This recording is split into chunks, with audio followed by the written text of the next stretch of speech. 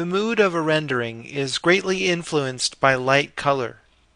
For example, I'll select this Omni light, which is kind of in the middle of this room, and I'll open the Intensity Color Attenuation rollout. This swatch right here controls the light color, as well as its intensity.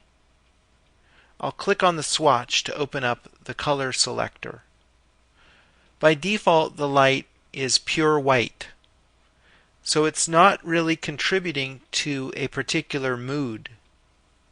But if I start to give this light a hue, it will profoundly influence the scene.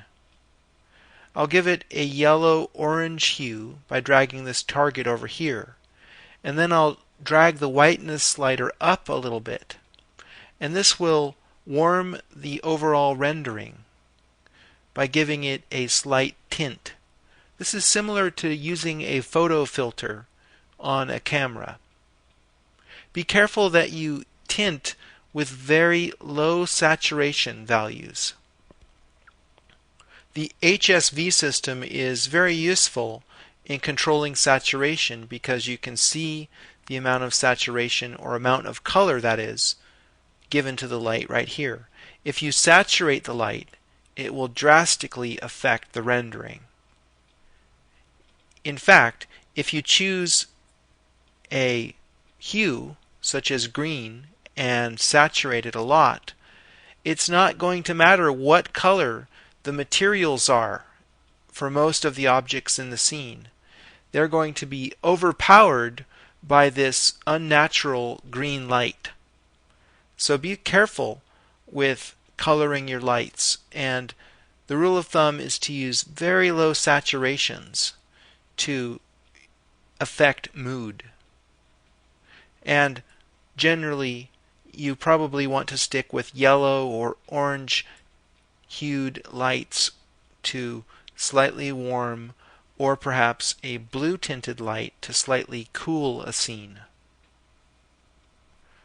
Light color also affects light intensity. Let me go back to a pure white light for a moment and just see that in the viewport, at least, we have a certain intensity that's shown here interactively. If I decrease the value of the light, that will effectively dim it until a point at which the light is off. When its color is black, the light is off. When its color is pure white, the light is completely on. However, we can't get brighter than pure white. So enter the multiplier. What the multiplier does is multiply this value times the HSV color of the light source. This allows us to have lights that are brighter than the default value of 1. If I make the multiplier 1.5, the light will be brighter.